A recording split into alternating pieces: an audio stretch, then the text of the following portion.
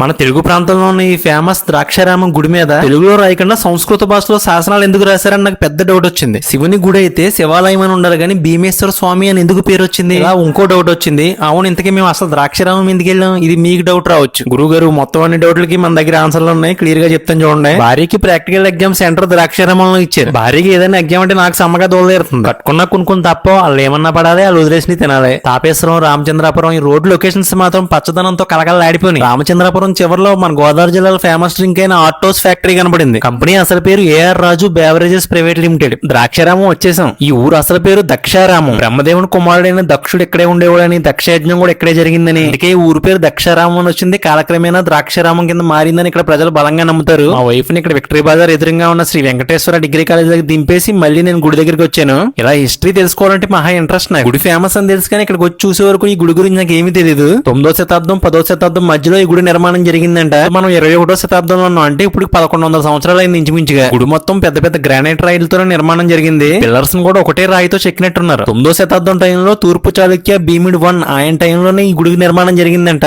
అందుకే ఈ గుడికి ఈశ్వరుడు పేరు ముందు భీమా యాడ్ చేసి భీమేశ్వరుడు దేవస్థానం అని పెట్టారు. సేమ్ సామర్లకోట గుడి కూడా ఈయనే కట్టించారంట. అందుకే కుమార భీమేశ్వర స్వామి అని ఉంటది. ఈ భీమేశ్వరుడు అని పేరు రావడానికి ఇంకా చాలా స్టోరీస్ కూడా ఉన్నాయి. 1000 సంవత్సరాలు ఈ గుడి ఇలాగే ఉండేలా ఉంది. గుడి మొత్తం 2 ఫ్లోర్లు ఉంది. ఇక్కడ స్పెషల్ ఏంటంటే కింద ఫ్లోర్ నుంచి పై ఫ్లోర్ వరకు శివలింగం ఉంటదంట.